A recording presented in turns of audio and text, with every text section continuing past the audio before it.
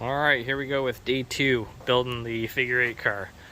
Today, I'm going to get rid of the car underneath and bring this one down. I'm going to pull the front bumper, the plastics, we're going to pull the front fenders and the hood.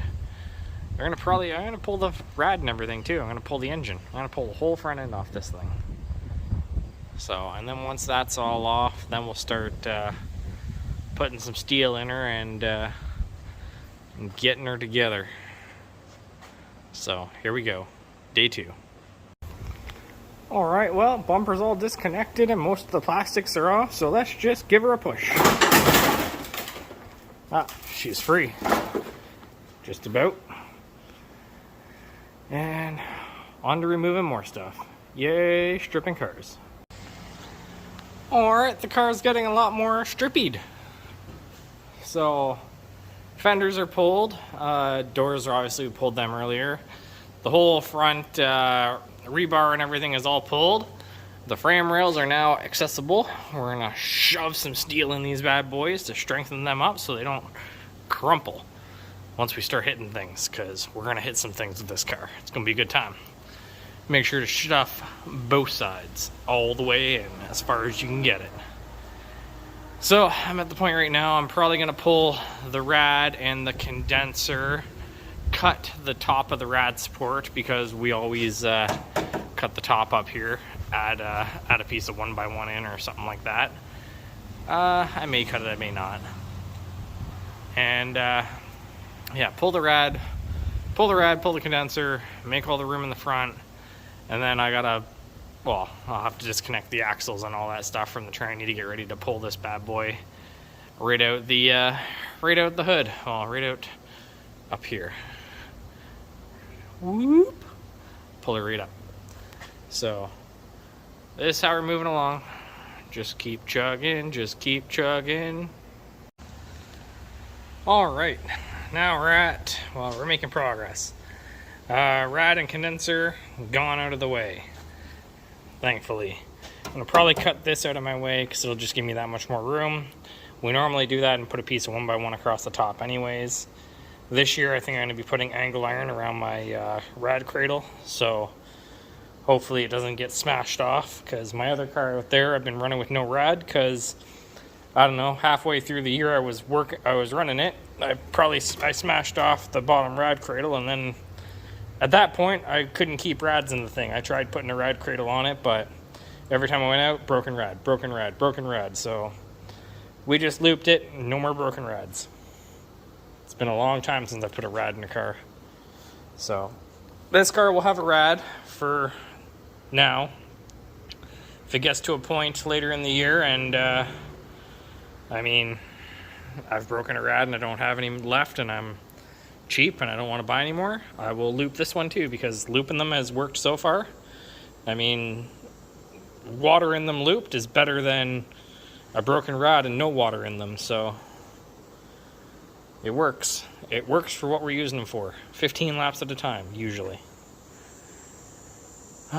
So, yep, I'm gonna keep plugging away and get ready and yank this engine and transmission out of here. And then we'll start the process of rebuilding this thing and making a figure 8 race car. And now, like I said, we're gonna have to replace the front brake lines because I was not so gingerly kind of sort of taking apart the front end, and these rusty balusters decided to break. So definitely need to do the lines, but we were gonna do that anyways. Just wanted to show you. Make sure you check your things.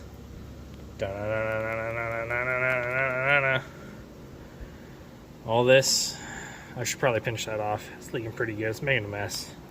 It's making a mess. Stop making a mess.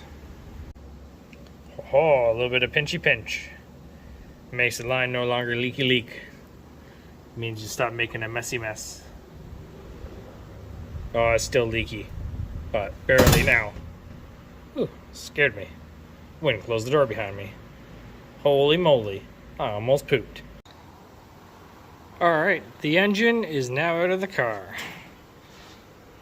We just wrapped everything on top and plucked her out. And we won the tensile strength test with everything that was left connected. So pulled it right out of there, and now we can actually take a look at the frame and stuff. It's probably poo. It's probably poo.